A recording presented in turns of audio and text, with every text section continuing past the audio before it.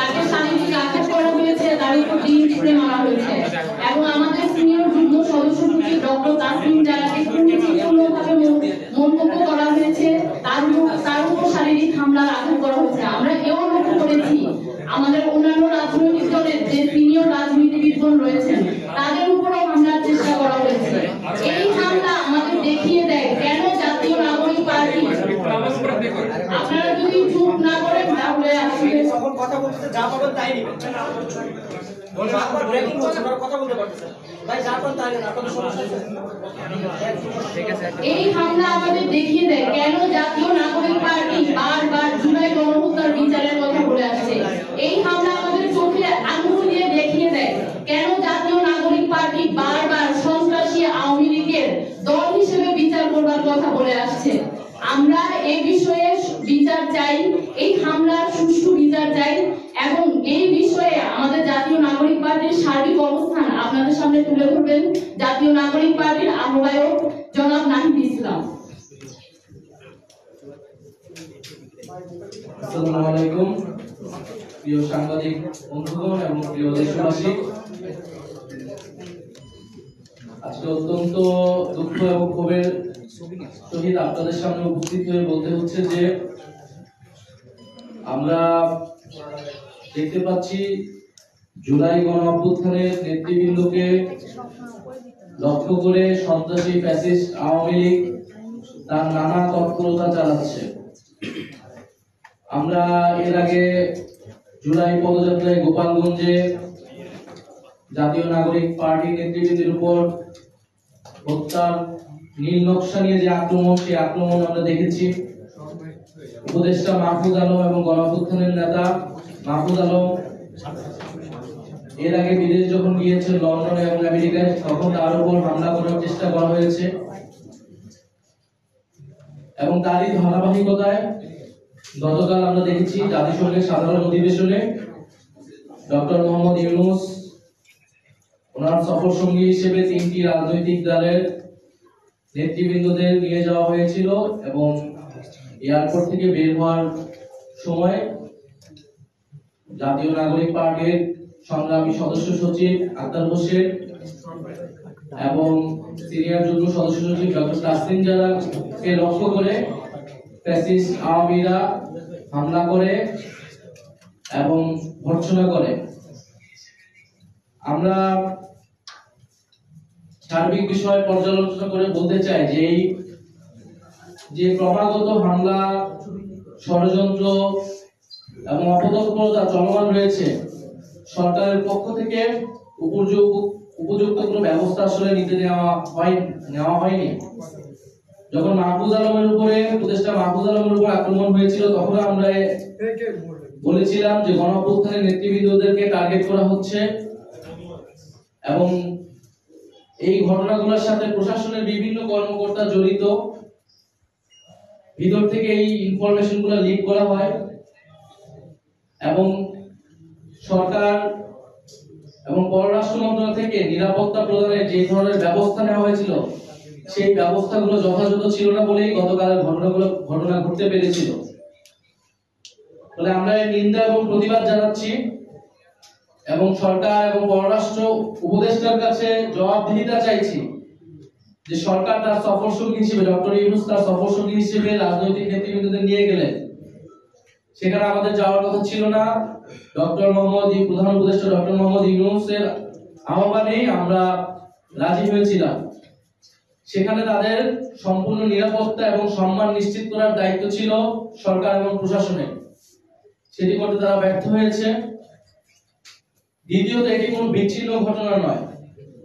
Awami League, fascist Awami League যে নানা তৎপরতা দেশে এবং বিদেশে করতেছে,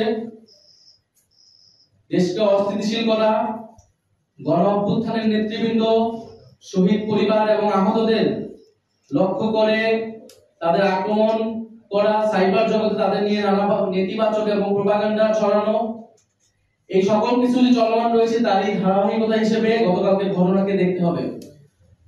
ফলে সরকারের পক্ষ থেকেও যে বিচার নিশ্চিত করার বিষয়টা আমরা বারবার বলে আসছি, সেই জায়গায় দুর্বলতা আছে দেখেই আওয়ামী লীগ এত তৎপরতা করার সুযোগ পাচ্ছে।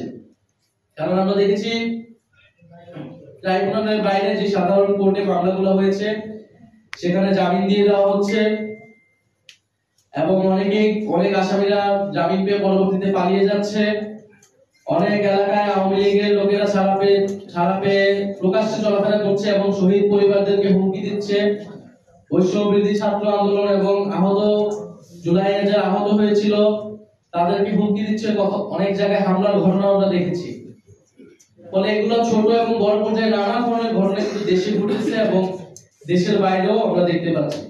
ফলে এই জায়গায় সার্বিকভাবে এটা সরকারেরই দায়িত্ব এই পরিস্থিতি থেকে উত্তরণ করা এবং সেটার জন্য সরকারের যে সর্বস্তরে ফ্যাসিবাদের দোষররা এখনো রয়ে গেছে তাদেরকে অপসারণ করতে হবে, চিহ্নিত করতে হবে এবং শাস্তির আওতায় আনতে হবে এবং যে বিচারের কথা বলতেছে সেই বিচার দ্রুততার সাথে নিশ্চিত করতে হবে।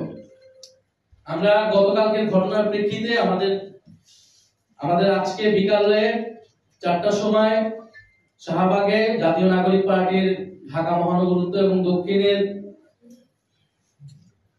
উদ্যোগে বিক্ষোভ মিছিল অনুষ্ঠিত হবে এবং বাংলাদেশের সকল জেলা এবং মহানগরে গতকালকে হামলার প্রতিবাদে বিক্ষোভ মিছিল অনুষ্ঠিত হবে।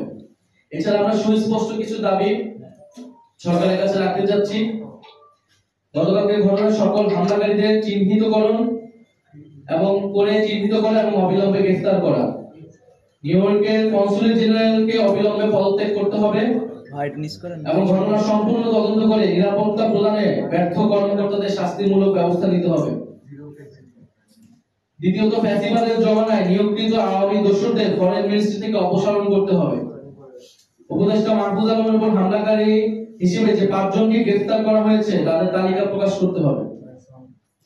তৃতীয়ত, জুলাই গণহত্যার বিচার স্বচ্ছ করা এবং ত্বরান্বিতকরণ করা। দল হিসেবে সন্ত্রাসী আওয়ামী লীগের বিচার নিশ্চিত করা। ট্রাইব্যুনালে এখনো দল হিসেবে আওয়ামী লীগের বিচার শুরু হয়নি। আমরা ট্রাইব্যুনালের কাছে এটার আবেদন জানাবো এবং সরকারের পক্ষ থেকে যাতে উদ্যোগ নেওয়া হয় যাতে দল হিসেবে আওয়ামী লীগের জুলাই গণ অভ্যুত্থান সহ গত 15 বছরের মানবতা বিরোধী অপকর্মের তদন্ত করে সেটার বিচার কার্যক্রম শুরু করা হয়। এছাড়া পররাষ্ট্র উপদেষ্টার সাথে আমরা বসবো এবং তার থেকে আমরা জবাব দিতে চাবো কেন বারবার এই ঘটনাগুলো ঘটতেছে দেশের বাইরে। এবং আমরা বিভিন্ন সময় দেখছি পররাষ্ট্র মন্ত্রণালয় কর্তৃক যে নিয়োগগুলো দেওয়া হচ্ছে সেটা নিয়ে নানা বিতর্ক হচ্ছে।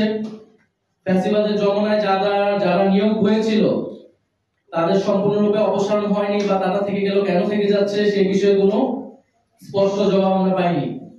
ফলে পররাষ্ট্র উপদেষ্টার কাছে বসে তার কাছে আমরা এই দাবিগুলো পেশ করবো এবং তার থেকে আমরা জবাব দিতে চাবো যে আমাদের যে বিদেশি যে অ্যাম্বাসিগুলো রয়েছে তারা কেন আমাদের রাজনৈতিক নেতৃবৃন্দদের নিরাপত্তা প্রদানে ব্যর্থ হচ্ছে এবং কেন ফ্যাসিস্ট আওয়ামী তৎপরতা তারা বন্ধ করতে পারছে না। এর পাশাপাশি আমরা দেখতে পাচ্ছি যে আওয়ামী লীগকে একদিকে যেমন আওয়ামী লীগ তৎপরতা চালাচ্ছে, ষড়যন্ত্র করছে, সন্ত্রাসী কার্যক্রম করছে, অন্যদিকে দেশের কোন রাজনীতিবিদ আওয়ামী লীগকে নির্বাচনে আনার ষড়যন্ত্র করছে। আমরা স্পষ্টভাবে বলতে চাই আওয়ামী লীগকে নির্বাচনে আনা অথবা আওয়ামী লীগকে রাজনীতিতে পুনর্বাসন করার কোনো সুযোগ নাই। যারা এটা করার চেষ্টা করবে জনগণ তাদের বিরুদ্ধে দাঁড়াবে, তাদের রাজনীতি বাংলাদেশ থেকে নাই হয়ে যাবে। ফলে জুলাই গণ অভ্যুত্থানে 34শে জুলাই 5ই আগস্ট বাংলাদেশের ছাত্র জনতা আওয়ামী লীগের বিরুদ্ধে তাদের রায় জানিয়ে দিয়েছিল। সেই রায়টি ছিল বাংলাদেশে আওয়ামী লীগ এবং মুজিববাদীদের কোনো রাজনীতি থাকবে না এবং তারা যে অপকর্ম করেছে বাংলাদেশে সেজন্য তাদেরকে বিচারের আওতায় আনতে হবে। ফলে সেই জায়গায় আমি আহ্বান জানাবো ফ্যাসিবাদ বিরোধী সকল রাজনৈতিক পক্ষকে যাতে এই আওয়ামী লীগ প্রশ্নে মুজিববাদ প্রশ্নে আমরা সবাই এক থাকি, বিচারের মাধ্যমে আমরা যাতে তাদের রাজনৈতিক ফয়সালা করতে পারি এবং আওয়ামী লীগের পুনর্বাসনে আওয়ামী লীগের ষড়যন্ত্র করা, দেশকে অস্থিতিশীল করার সকল ষড়যন্ত্র আমরা যাতে ঐক্যবদ্ধভাবে রুখে দিতে পারি। ধন্যবাদ আপনাদেরকে। পর্যায়ে আপনাদের যদি কোনো প্রশ্ন থাকে আমরা